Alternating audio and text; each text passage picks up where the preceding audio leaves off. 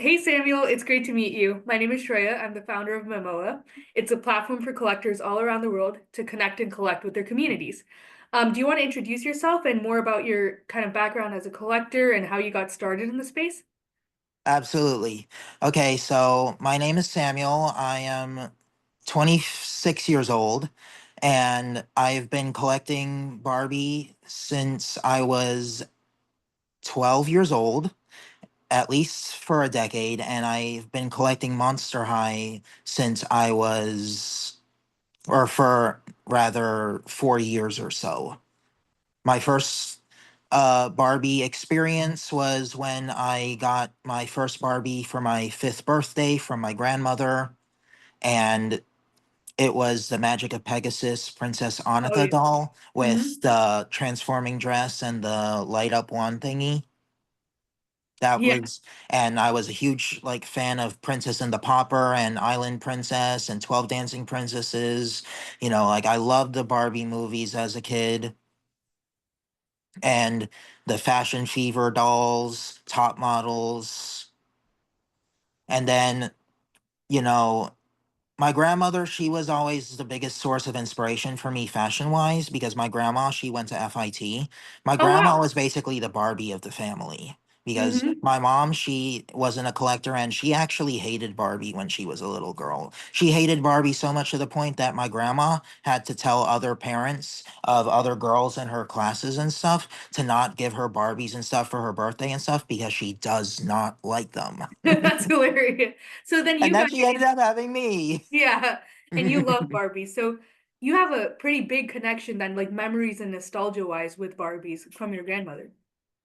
Yeah, I got my first one and I knew right then and there, okay, I need more. Amazing. So you've been collecting for a while. So what would you say is your favorite brand? And any other Barbies? Like, what would you say if your favorite Barbie is, if you have any? My favorite Barbies would definitely have to be the Superstar era from like the 80s. My favorite Barbie of all time is Peaches and Cream Barbie. And these days I've really been getting into the Odile Barbies because Oh yeah. they just released the Playline Odile, and I've sourced a bunch of them from Singapore by having them forwarded to me from the Singapore Toys R Us. Oh, Singapore Toys R Us. Wow. Yeah, I had a person in Singapore buy them for me and then ship them to me for an extra cost. Oh wow. It was a little bit more than what it would cost in the States, but it was so worth it. Oh my God. Yes. Because these dolls are so great, they're so versatile, and they look good on everything. Yeah, that's amazing. I remember my first Barbie is actually the Indian Dolls of the World Barbie right there. I don't know Oh if my you. God. I think I have the Dolls of the World India Barbie somewhere.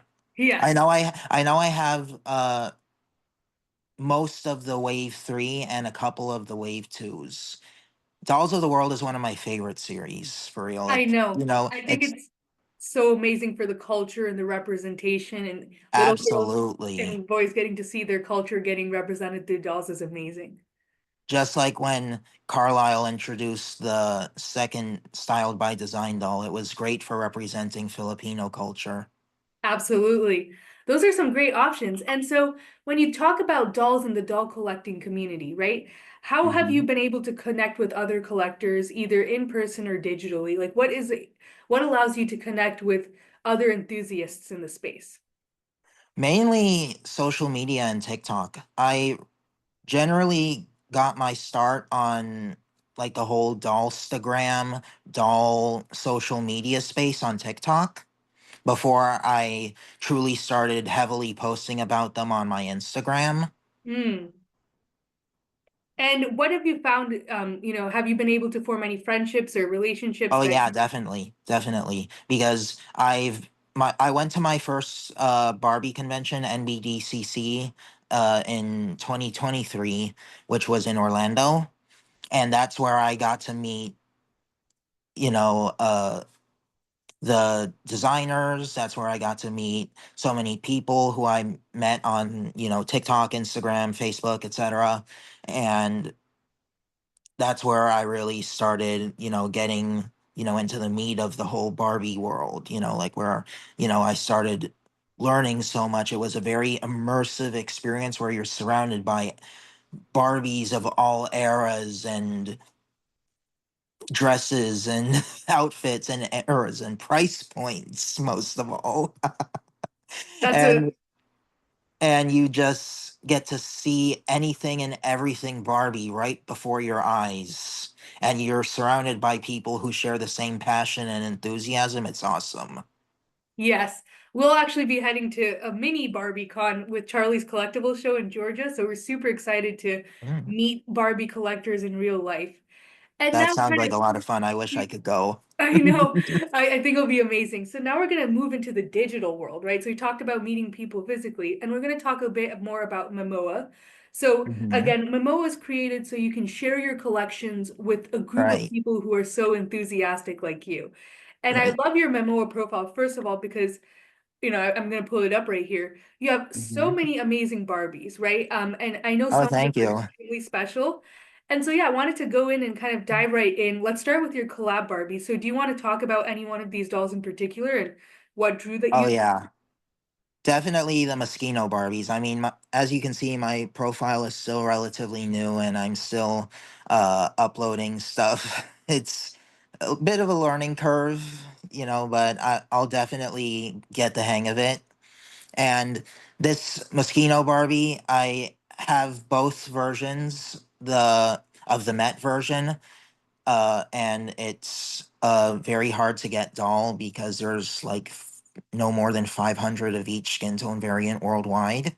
Mm, wow. And I have both the blonde and the black one. The black one I got in my first convention at NBDCC 2023, and then the blonde one I got last year. Oh wow. Yeah, so that's a really weird and what draws you to the Moschino Barbie? Um, Definitely the pink and the yes. outfits. Yeah. And also the fact that, like I saw I like the fashion show, the spring summer 2014 2015 fashion show, I think is what it is. Mhm. You know, that's one of Jeremy Scott's best fashion shows, in my opinion. I love that fashion show. It's just so Barbie core. It's so outrageous and pink, and it's so lively. And I love watching it over and over again on YouTube. That's amazing. And you talk about Barbie and fashion, right? Like Barbie has been such a vessel for fashion because you can see how like fashion has changed over the decades through the dolls. Absolutely. That's amazing. And so that's a great Barbie to highlight. Now, I did want to also kind of come back here for a second and talk Mhm. more about, we talking about fashion, but when I scroll to, your Silkstone collections, do Oh, you want to talk yes. more Those about are your my love for Silkstone? favorites. Yeah, like what do you Yes. love about Silkstones?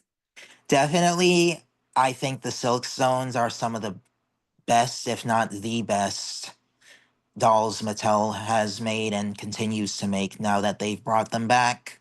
And I just can't wait and hope for more Silkstone dolls from Mattel to be released because the material, it just feels so luxurious and it gives the dolls a nice weight. The faces have depth and so do the outfits. They're so luxurious. Everything from the packaging to the tissue paper that you unfold on each side to the ribbons that hold the legs and the arms in place.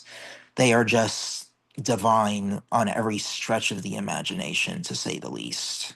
And remind me again, what is the definition of a silkstone doll? Is it how they're made or their A material? silkstone is basically, the silkstone refers to the material that the doll is made from. Silkstone is a plastic that is made, it's a proprietary metal material that is made to have the look, weight, and feel of porcelain, but it's actually Oh, plastic.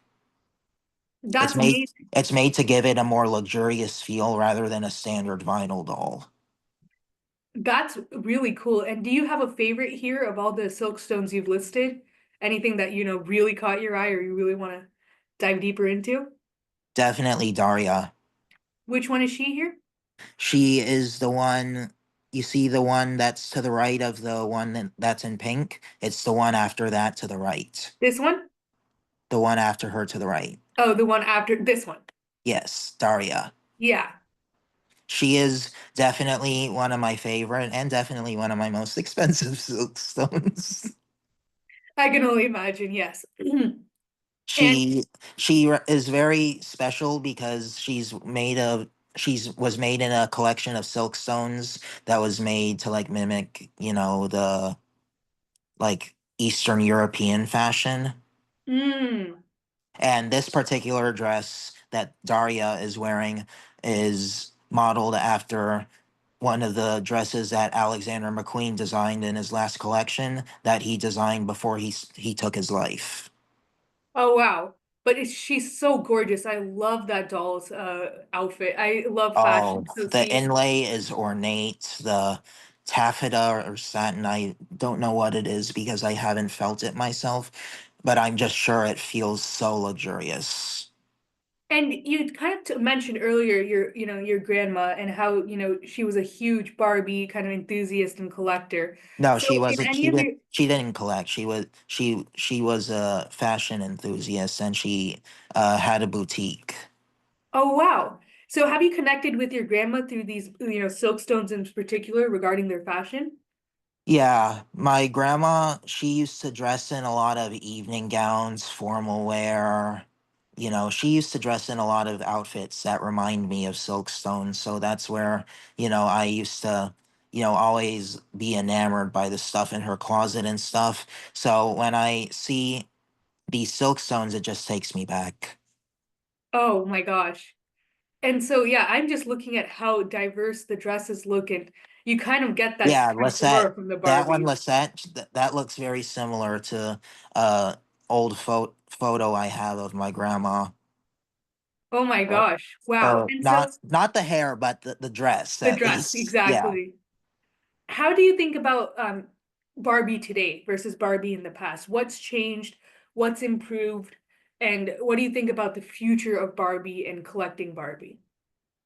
Well, I think that there's certainly some stuff that has a little bit of that. There is some stuff that is lacking these days, but I just think it's more so due to inflation and due to the lack of interest that kids have with toys these days. Because most kids these days, they like iPads and video games and stuff. They don't really like, you know, old fashioned toys like dolls. It's mostly adults who buy them these days because Yeah. we're the largest buyer these days. We surpass preschoolers as the largest markets. Yes, that's one of the things we've discovered through Memoa, that adults, really Oh, do collect oops. out of that nostalgia and uh, yeah, go ahead. Sorry, my camera mount fell.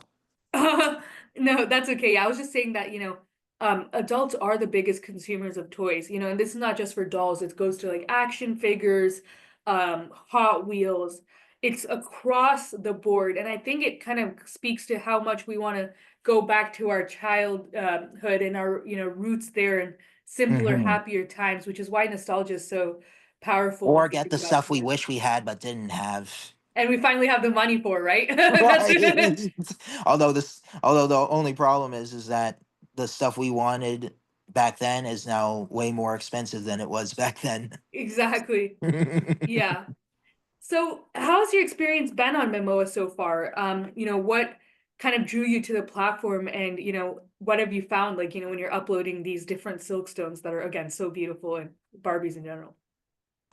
When I first joined the platform, I was really interested because like I was just like, oh my God, there's like so many different things, like there's so many different genres, there's so many different people, there's so many different like all different things, all different people all around the planet Yes, who have the same or similar interests. And it's just amazing that it makes me feel seen. It makes me feel like I'm not alone. absolutely. That's such a great way of putting it. We have collectors from 40 different countries on Memoa. So, That's you think about like incredible. Singapore, Japan, Zimbabwe, um, Oh, yes, that reminds me because when I had my giveaway for reaching 8,000 followers on my page, the winner of my giveaway was in South Africa for my Wow. Monster High giveaway. Oh my gosh, it just shows how global the collecting phenomena is and seeing the different variants. Like I know that there are different Asian variants. When I was in India, they had all the pre-productions in store actually. So people were buying them in store. I was like, this is so awesome. I need to let Garrett know. It just shows it's not tied down to a particular region or a particular type of collector. Absolutely. It's global, it's massive. Amazing. So this wraps up our interview portion. Thank you once again.